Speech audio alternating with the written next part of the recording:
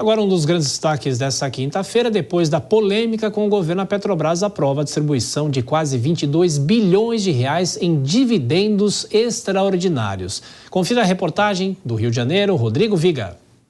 Depois de uma enorme crise que gerou até um processo de tentativa de derrubada do presidente da Petrobras, Jean Paul Prates, a Assembleia de Acionistas da Petroleira Brasileira decidiu nesta quinta-feira aprovar a proposta que já tinha sido defendida e encampada lá atrás pelo CEO da companhia e pela diretoria executiva da empresa: pagar metade dos dividendos extraordinários aos acionistas.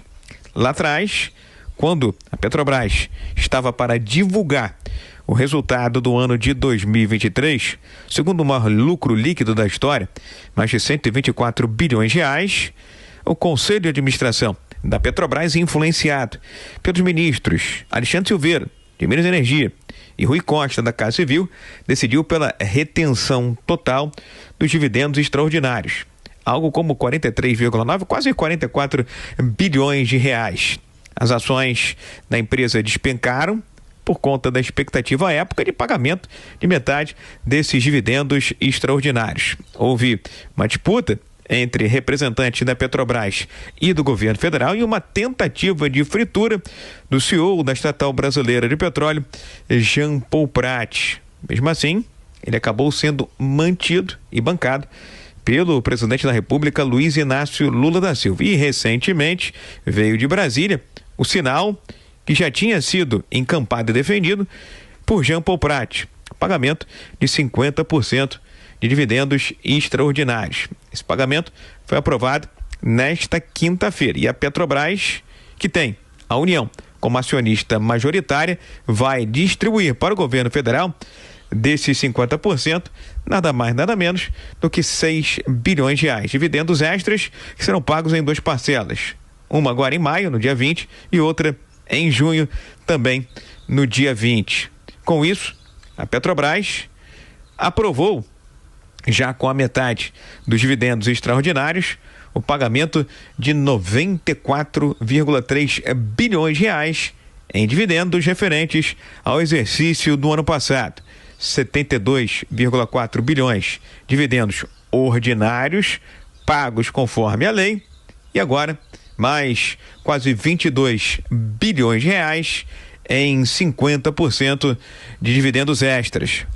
A expectativa do mercado é que os outros 50% dos dividendos extraordinários que permanecem retidos sejam divididos e distribuídos entre os acionistas ao longo desse ano de 2024. No Rio, Rodrigo Viga.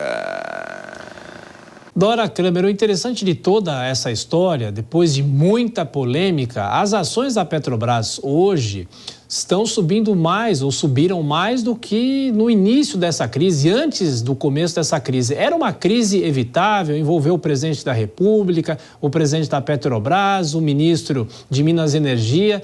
Em Brasília existem crises evitáveis? Muitas.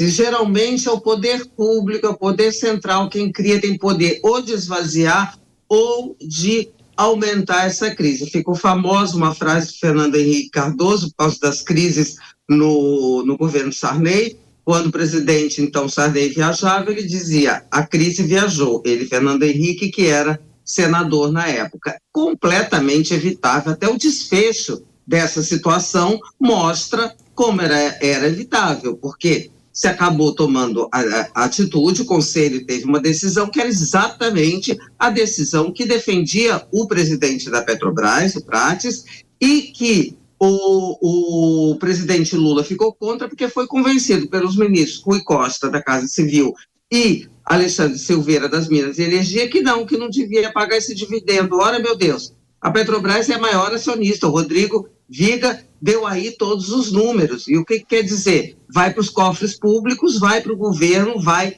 para a coletividade esse dinheiro. Então não havia menor necessidade. O presidente daquele café com os jornalistas na segunda-feira falou disso, dizendo que estava tudo tranquilo e tal, e até deu a entender que a crise foi criada pelas manchetes, pela imprensa.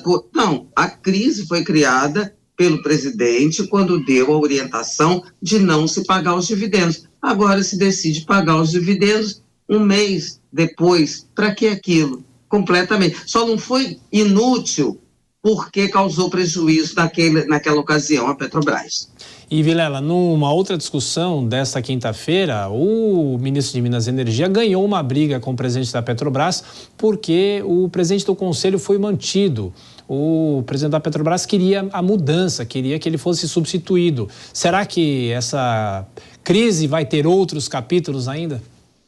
Olha, Tiago, eu não tenho dúvida que a relação entre o presidente da Petrobras e o ministro de Minas e Energia, ela não vai ficar um mar de rosas, né? Existe aí uma relação conflitiva, desgastada e que já, em tese, até deveria ter sido colocado um ponto final. O fato é que, quando se pensou em colocar um ponto final, quando se chegou quase no momento de colocar o ponto final, se viu que o nome que se tinha como opção seria o de Mercadante, que acabaria eventualmente gerando até um problema maior, por conta do peso político que tem, por conta da visão que tem, que acaba sendo dissonante dos interesses do mercado, e aí com isso acabou se resolvendo manter o presidente da Petrobras. Então eu vejo que essa relação continuará sendo conflituosa. Agora, o presidente da Petrobras, ele tem que também jogar um pouco agora mais tranquilo, mais quieto, tocar de lado, porque ele não está no momento de fazer grandes movimentações políticas, né?